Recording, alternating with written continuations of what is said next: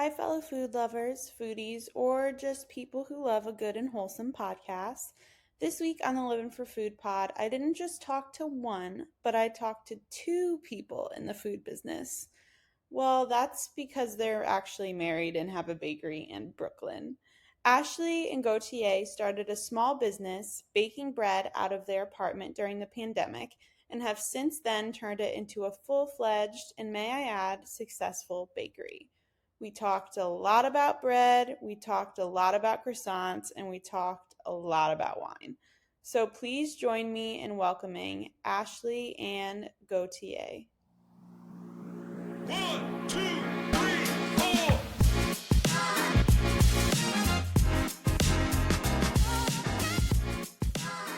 4. Okay, so welcome to the Livvin for Food pod. I'm leaning back really far because the sun is right in my face.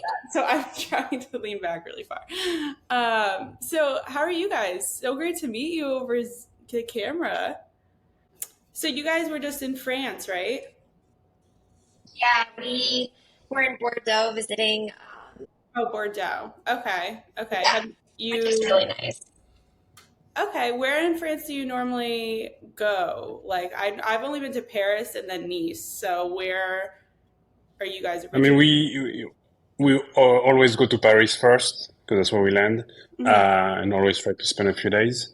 But I'm from the Alps, so we go in my hometown Mhm. and the south too. We like going to the south. Yeah, we actually got married a year ago in the south of France. Oh, that So sounds. we kind of go all over. Yeah, that sounds like a dream. Is there anywhere that's underrated that you think people should go that's really pretty?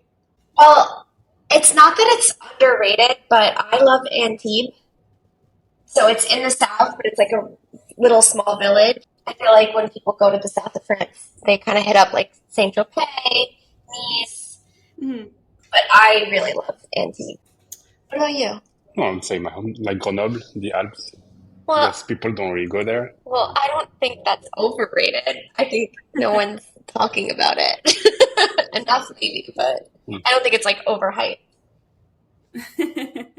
Totally fair. So tell me what else you've been doing this summer, what it's looked like. Do you find that your bakery gets more busy in the warmer months? Is it always busy? What's the day to day? I mean, it's been very busy since day one.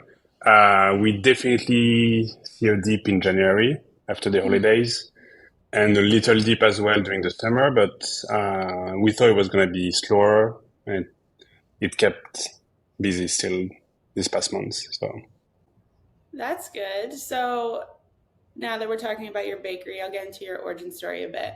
You first started the bakery through your New York apartment as a side hustle. How did that come about? So basically, Gautier was baking just for fun for himself, and I thought it was really good, and I was really proud. So right away, I was telling him that we should start selling it to people, Mhm. even in the very early stages when it definitely was not probably ready to be sold. But he practiced for a few months, and then in June of 2020, we felt like he was finally ready to actually sell. I didn't really expect anyone to buy it, but we put up a menu, and I took a few pictures and posted it on Instagram and Facebook, and people started ordering right away, and yeah, I just took off immediately. Are you a baker as well, or are you doing more of the business side?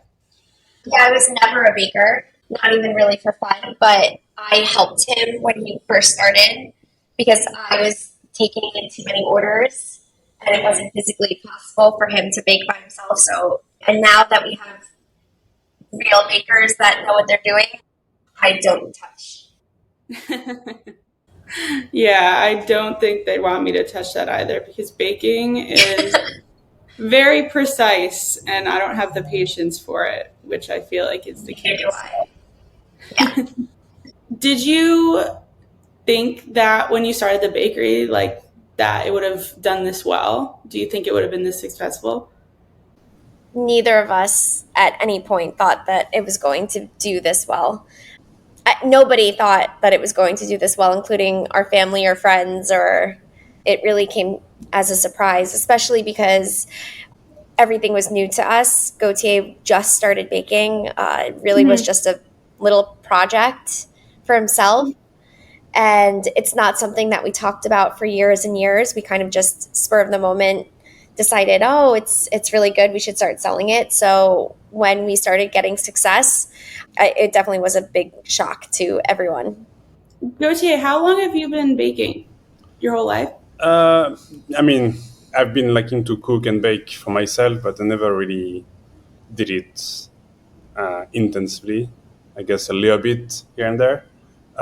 It's just at the end of 2019, I wanted to do a little challenge for myself. So I started doing bread, but no, I was not really baking before that. Okay. Is there anyone that's inspired you? Maybe a French pastry chef? I've talked to a few, so I'm wondering if there's anyone that sparks your interest. Not necessarily. When people ask me who is the most famous baker you know or you admire, I don't really know who is who. Yeah, not really. I mean, I remember baking with my grandmother when I was a kid, so that's I guess so it started.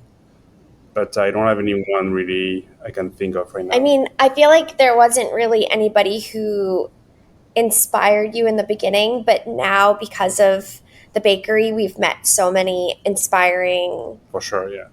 pastry chefs and bakers and business owners and people in the restaurant industry now. That welcomed us and shared. Like we were just in Paris, if you want to talk about that. Yeah, we were just in Paris this Sunday, and we met Apollonia Poilâne, who is the owner of Poilâne Bakery. Which is like an institution in Paris. They've been open since 1932, and they supply like 1,500 restaurants and businesses with their bread. I mean, it's incredible, and it's family owned.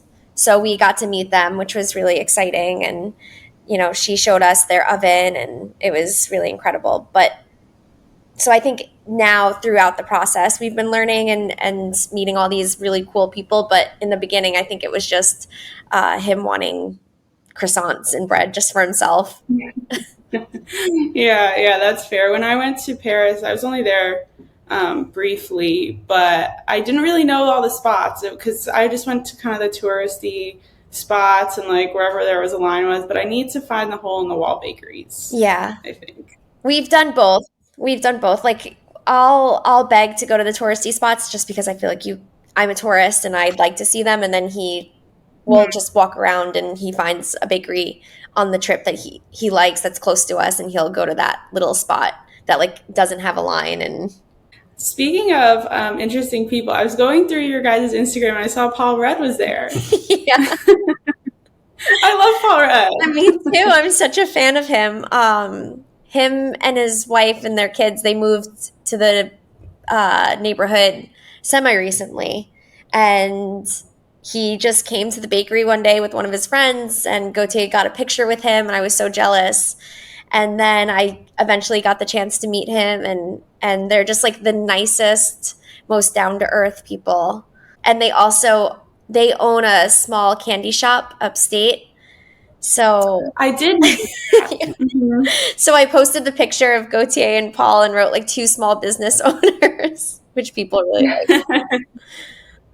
That's cute. Yeah, the reason I knew that is because I listened to Dak Shepard's podcast a lot, Armchair Expert, and he was on it. Yeah, and he was on it so long ago. That's when I first discovered it. We have to listen to that episode. Yeah, I don't think we listened to that one. Yeah. Oh, listen to it. Yeah, because they talk about the candy shop, and then I'm also a One Tree Hill fan. So I listened to the Drama Queen podcast. Yep. And it was funny because she mentioned that she also has a storefront where Paul Rudd is, Hillary Burton, Yes. Peyton. Yeah, so she also owns something in that area. And I was like, oh my gosh, it must be a little area where they all just hang out. It's really cute. I think they own it together. I think they both own the candy shop. So what's really funny is when we met Paul and his wife, me and his wife were talking about the actor, I think it's Jeffrey Dean Morgan is Hillary Clinton's husband, and I'm a big fan of him because of Grey's Anatomy. So we were getting excited, and she was like, yeah, now that we work together. But she was a fan of him too. So it was funny because we were just chit-chatting, and Gautier and Paul were like, well, there's the ladies just like talking about acting together. So you were talking to Hillary? No, I was talking to Paul Rudd's wife about his wife. Hillary's husband. Yeah. Yeah. Got it. Yeah, I interviewed him briefly. It was like for 5 minutes. It was very last minute. Oh, wow. I got an email at 5 p.m. on a Wednesday, and they were like, we have Paul for 5 minutes in like an hour if you're free. So I was like, okay, obviously I'm going to say yes to that. And so I don't really watch. It was for Ant-Man. I don't really know a lot about that. So I was trying to learn about Ant-Man in probably 4 seconds. Like, I was calling everyone that watches Marvel movies, and I was just like freaking out and trying to figure it out. And then I barely even asked him about Ant-Man. We just like, he was partnering with Heineken. So I was just asking him about like beer. Yeah. And it lasted like 5 minutes. It was so funny. And he was probably just awesome. They're a very cool family. They're very easy to talk to, and honestly, like you forget that he's this larger than life person because they're just so down to earth and just so sweet. Yeah, I totally believe that.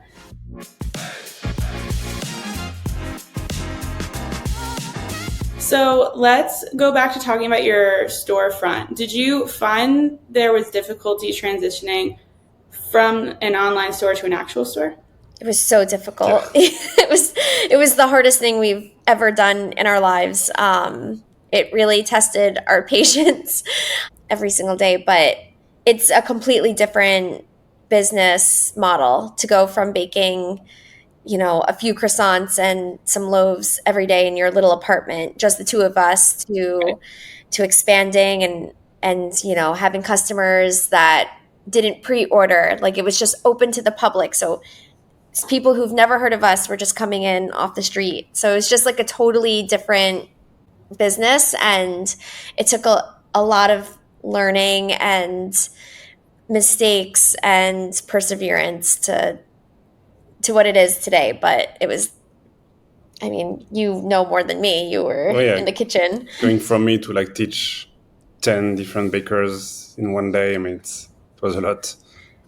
Oh, wow. Yeah, that's a lot. Do you find that you have a lot of loyal customers coming back, or do you have a lot of new faces? Yeah, we have a lot of loyal customers. That's something that we've always had since the beginning. I noticed that when we were selling in our apartment, we would get a new customer, and then our old customer would also order, and that's how the orders just kept growing. We had a lot of retention.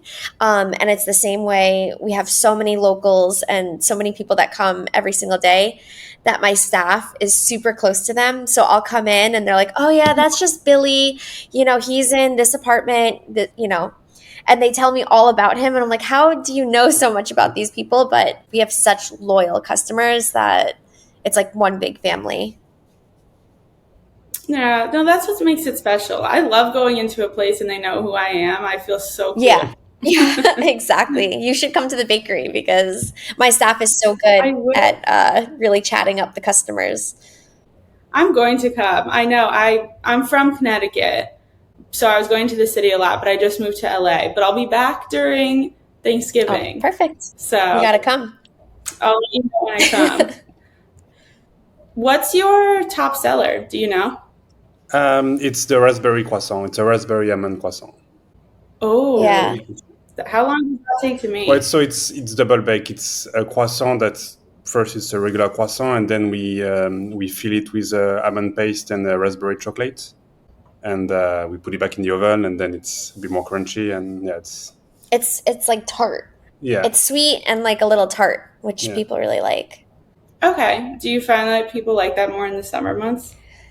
Or is it kind of all year round? Yeah. I think people really love pretty foods too, and it has like this raspberry dusting on it, so it's like pink and cute, and I think people buy it because of the way it looks, and then they actually like the way it tastes. So I would say people are eating that all year round. For sure. Yeah. It's all about the aesthetic for everything. Definitely.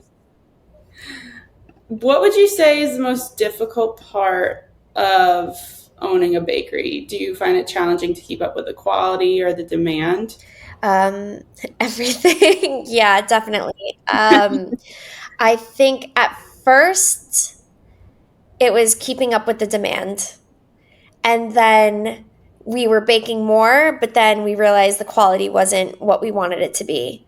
So then we realized like you can bake more, but if it's not Good. good or up to our standards, then it's just not worth it. So then we really focused on quality. And now we're at a point where we're baking enough and we're happy with the quality.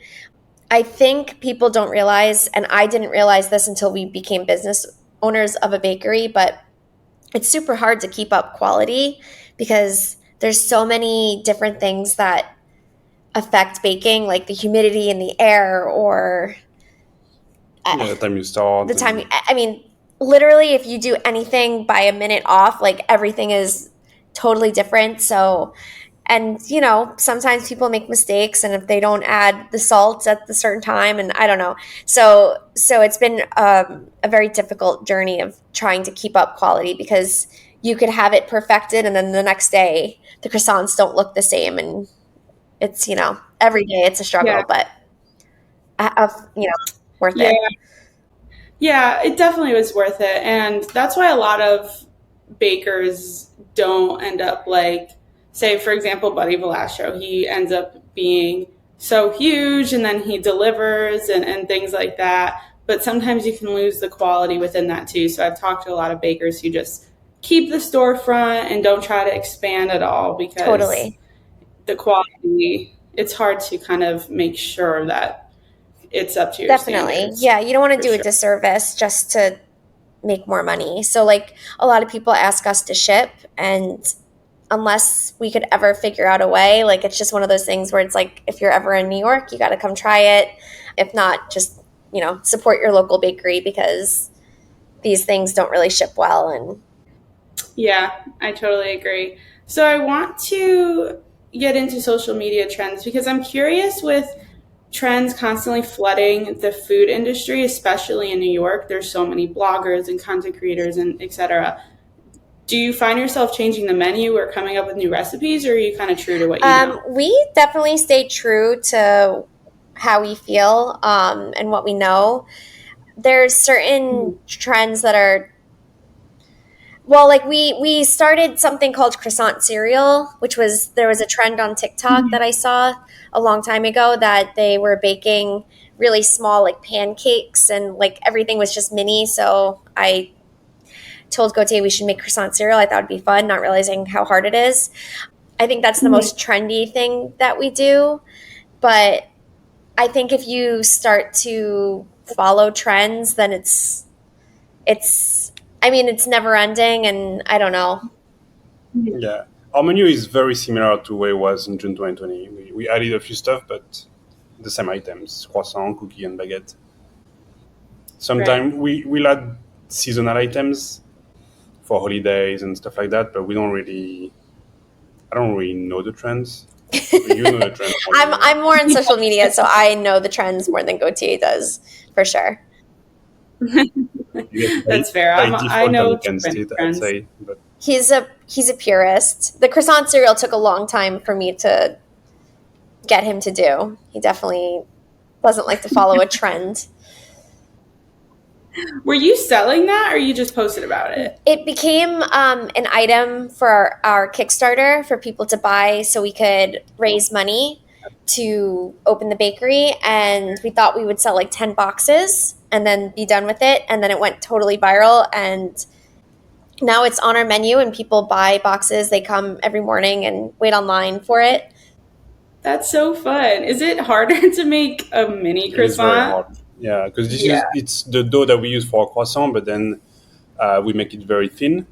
And we do Okay. mini triangles like this to roll into mini croissant.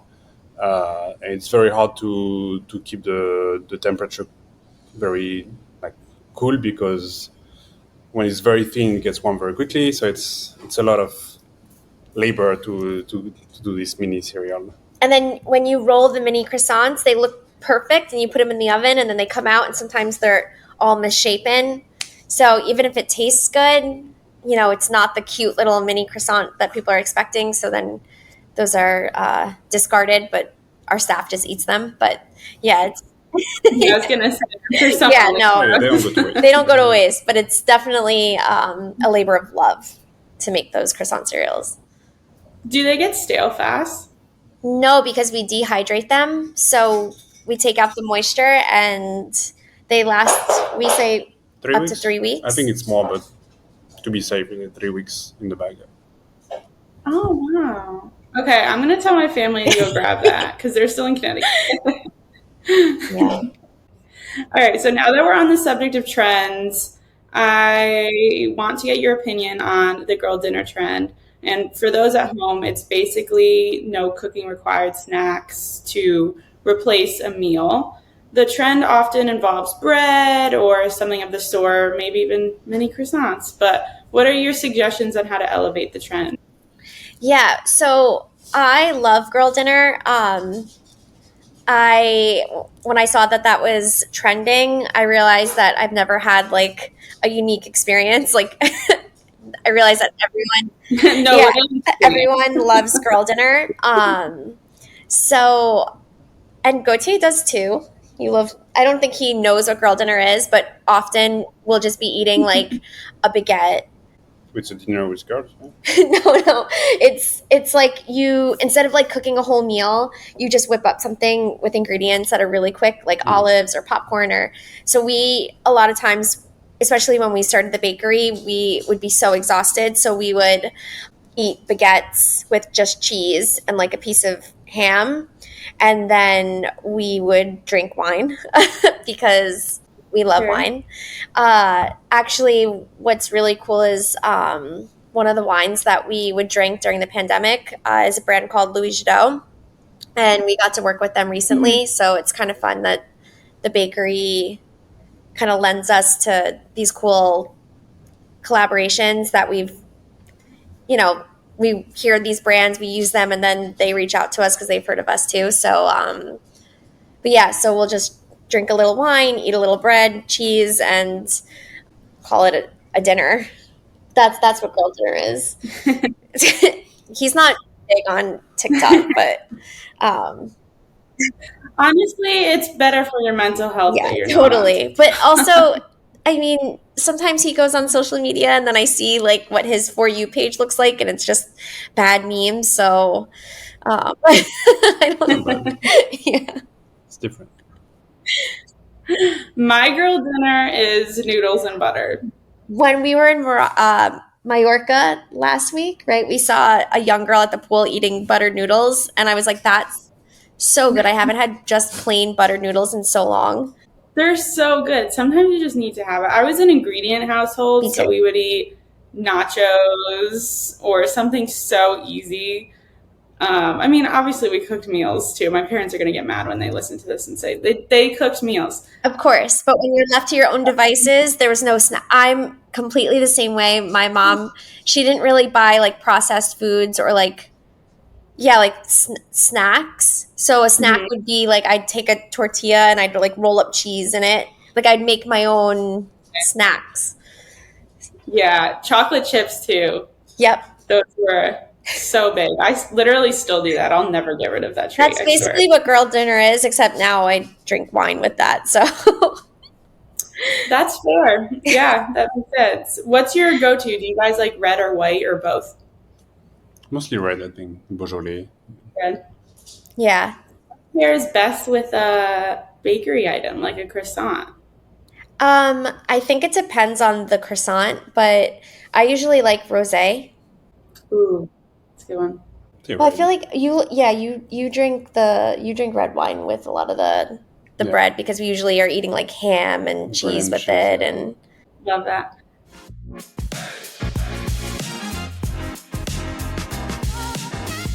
Okay, so before I get into cooking tips, I kind of want to hear a little bit more about you guys. How did you guys meet?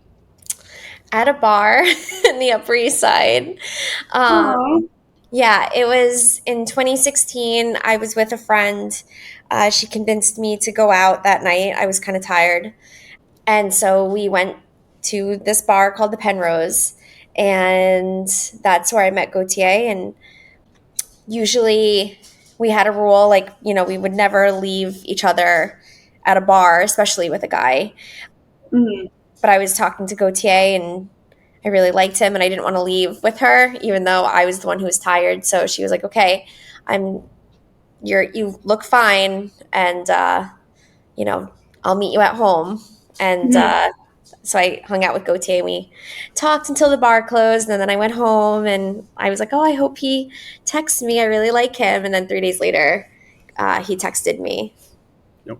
Sorry, our dog. No, I love a little puppy cameo. He's so what's the word, clingy, that he's been trying to come up this whole time, but sorry. No, leave them on screen. I miss my puppy, so this will be good. Is that a poodle? He's a mini golden doodle. Oh my gosh, Yeah, that is my dream. he's so cute. Love poodles. How old is he? He's 3.5. Yes. No, 3, right? He's as old as the bakery. So we started baking in June, and he was born June 9th of 2020. So however long the bakery is, like, that's kind of how I look at Chip, and I can tell how long we've been doing the bakery. Yeah. I mean, that's a good sign. Yeah. That's doing well. Yeah. No, so cute. I've actually always wanted a mini golden doodle, but I live in a studio right now, so I don't think that's fair to the golden doodle. Yeah, we had us in L'Appartement 4F, the original apartment we were baking in, was super tiny. But now we have a little bit of a bigger apartment, so he can, like, run around. But I feel like city dogs, I mean, I'm not sure if where you are is very, like, city, but there's just so much to do outside that he has a blast when he's not in the apartment. Yeah, the area I'm in is pretty walkable, so there are tons of dogs, and I will dog sit them at any time. Yeah. All right, so let's get back to your meeting story. How long ago did you guys meet in the bar? How long have you been together? So that was 2016, so 7 years, right? yeah, it's been 7 years. Oh, that's so cute. Well, congratulations on everything you guys are doing. It's really amazing that you took the leap and it's doing really well. So Yeah. Thank you're welcome.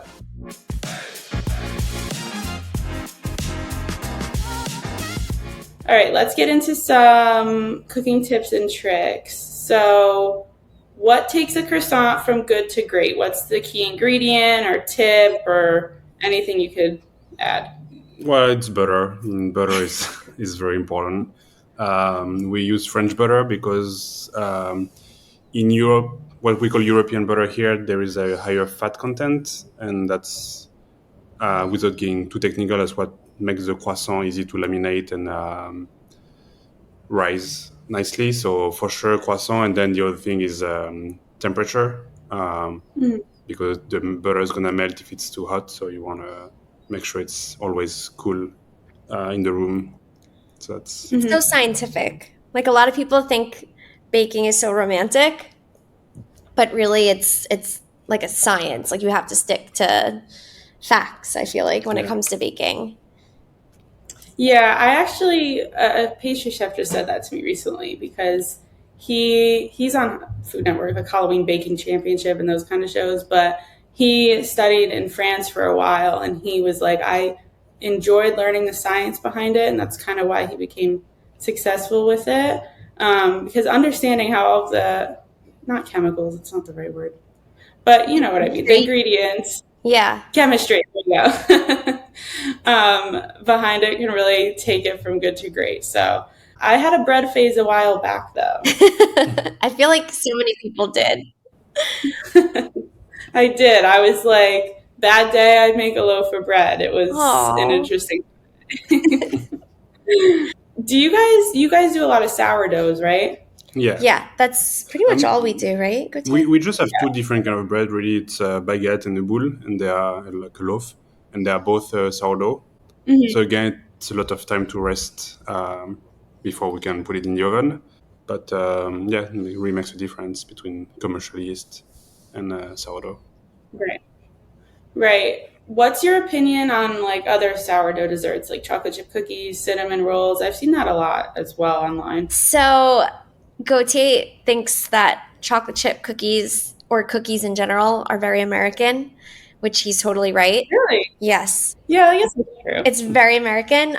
I love a chocolate chip cookie, so he put the tahini chocolate chip cookie on our original menu, and he said Americans love cookies, so we have to have at least one. So we only have one cookie, and it's that one. And he's right; Americans really do love it, but it's not very French of us to have it. But I never tried sourdough. I know I've seen it. Sourdough pancake. We tried one at that place. oh, sourdough pancakes! Yeah. Oh yeah, it was really good. I wish we could do that at the bakery. That would be Yeah. amazing. And I'm Oh. trying to convince him to let the staff come up with a cinnamon roll. Again, it's not very French, but I feel like cinnamon in general is not very a French ingredient, but Yeah. I don't think so, but I will come by for some cinnamon Yes. rolls if you do it. Yeah. Maybe you can open a different shop. Oh, he said maybe I can open a different shop. Yeah, I don't know if we'll get them on the menu anytime soon, but Yeah, no, it's not. I mean, I guess chocolate chip cookies, when I think of them, I think of like Nestle Toll House. Yeah. So I guess that is very American. yeah, he's already compromised on that, so I don't know if he'll bend too much, but What's the tahini chocolate chip cookie? Well, it's a chocolate chip that we add some tahini in it. Then it like creates a kind of a nutty flavor. A lot of people think there is like nuts in it, but no, it's just the sesame from the tahini. and it makes it like soft kind of. Yeah, it's kind of a soft, chewy cookie. We try to just underbake it, I guess, so it gets like a bit soft. But it's really Yeah, good. and we add sea salt on top, so it's salty and a little bit savory, if you could say that. Yeah. It's So tahini's not spicy. no. No. Is it? It's sesame paste with olive oil, really, the tahini. Oh, Yeah. It's used a lot in Mediterranean kitchen. So often it comes with spice, but the tahini itself is just creamy and nutty. Yeah. Do you taste test everything at home, or do you do it at the bakery, or kind of both? So originally we were taste testing everything, and then we had to stop because it was too much. But now, whenever we go to the bakery and we're hungry, we taste and eat, and every time I'm like, wow, this is so good. I'm so happy we're selling this. And if something looks off, we'll also taste it just to make sure. Because if it looks funny but it tastes really good, then we'll just sell it for less. But if it looks funny and doesn't taste good, then obviously we do not sell it. Yeah. Yeah, that makes sense. I think that would be a dangerous game for me to work in a bakery. An ice cream shop, anything related to desserts would be a dangerous game. Yeah, Well, definitely. we've been yo-yo in terms of like Yeah. eating a lot and trying to not and Yeah. Trying to keep a healthy balance of enjoying our own supply, but it's hard to go in the bakery and not touch anything. Yeah. Yeah. Well, I mean, you were just in France, so you had to splurge a little bit. Oh, totally. Vacation doesn't count. Yeah. Yeah, no, vacation calories don't ever No, count. Don't worry. never. We definitely like to indulge, and obviously everything in moderation, but there was one point in the pandemic where we were not eating in moderation. Like, he would literally make a whole, like a boule, which is like a big loaf of bread, and we would just eat that right there, like as a whole snack. And then now we're like, okay, we can, it's not going anywhere, so we can enjoy it in moderation. Yeah, moderation is key, but I also love bread, so Yeah. I mean, when I studied abroad was actually the time when the baguette meal was my thing, and we would just grab that, and then it wouldn't even make it to our apartment. We would eat it on the way. It's a way to do it.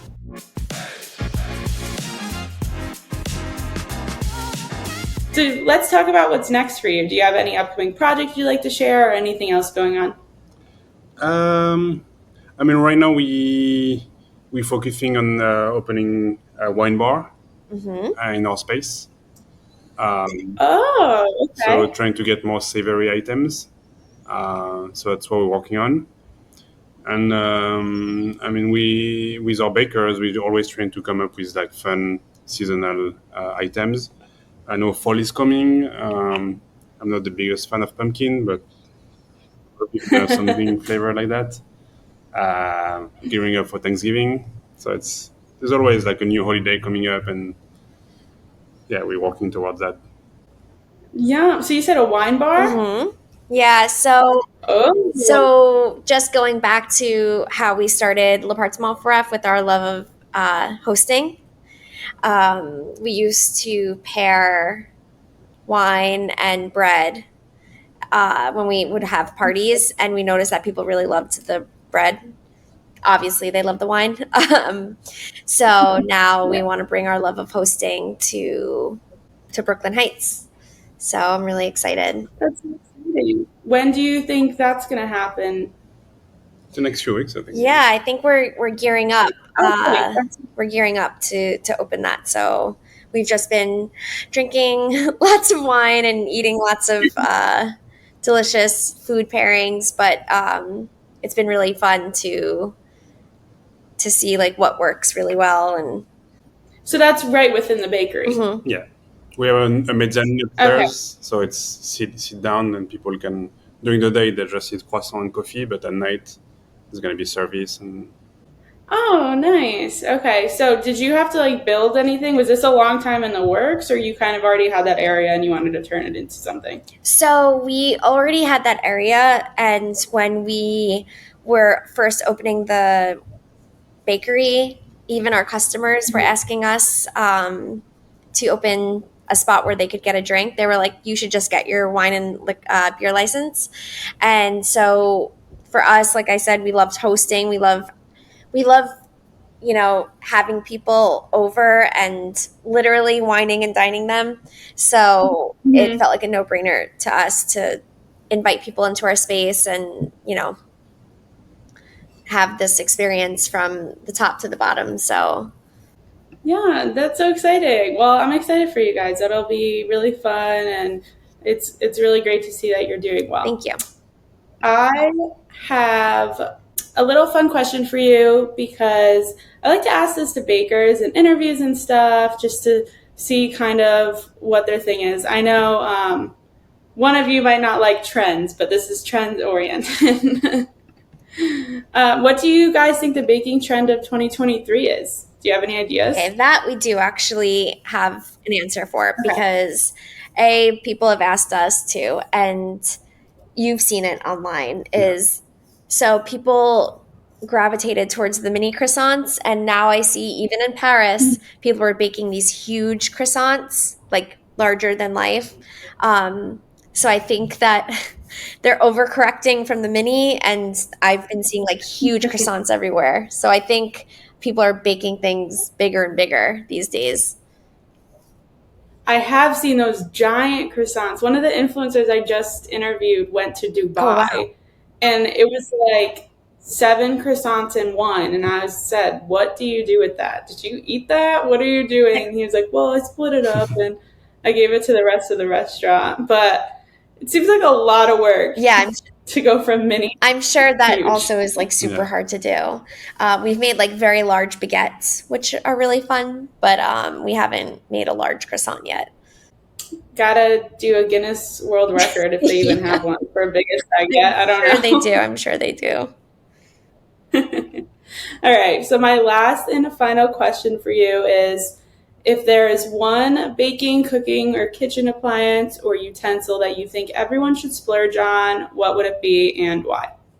I have my answer. Okay, go ahead. So we have this toaster that's from the brand Balmuda, and they have this option that you could like pour a little bit of water into the toaster, and you can like click. There's like a bread, a croissant, a pizza setting, and it makes your toast like toasty on the outside, but how would you describe it? Yeah, still fresh inside. Still very fresh on the inside, and I use that. I love that. Usually all my toasters before that would like burn it to a crisp, but this one like keeps the integrity and makes it perfect. But I think it's like $300, so I know it's a very expensive toaster. I said splurge. Yeah, you did say splurge, so but that's probably my favorite thing that we have. Okay. Yeah, I know burnt toast everyone loves. I hate burnt things. Yeah, me too. I never get on the screen. I hate burnt marshmallows. Like I hate when people burn things, but so you would like this toaster then because it does toast it, but it keeps it moist. Yeah. Do you have anything? Okay. No, me it's gonna be less. I think something I use all the time in the bakery is a bench scraper, just to like very easy to grab everything, cut, shape the bread. A boring baker response, but no, but it's a classic. I haven't gotten that answer yet, so it's new to me. How much is it? Like $5. So we have we're the plastic one.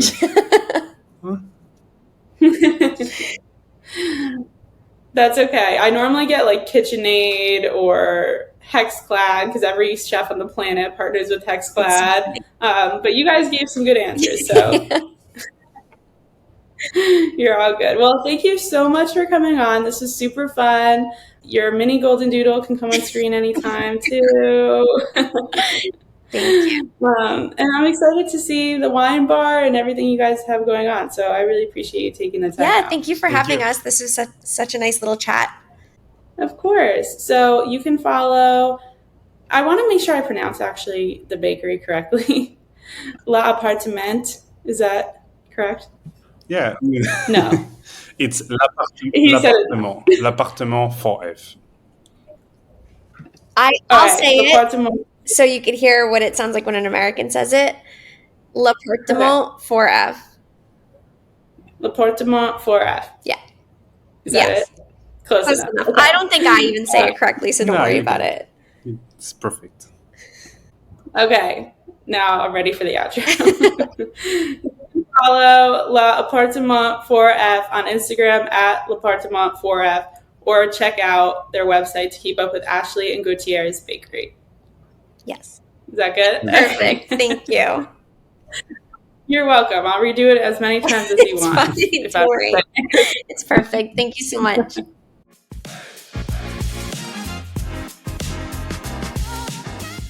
Hey, fellow foodies. Thanks for listening. Don't forget to leave me a review. And while you're at it, make sure to follow me at Livvin for Food Pod on Instagram or TikTok, or email me at livvinforfoodpod@gmail.com. Let me know what you're cooking up this week, which guests you would like to see on the podcast, or tell me your opinions on the latest viral food trend. Until next time.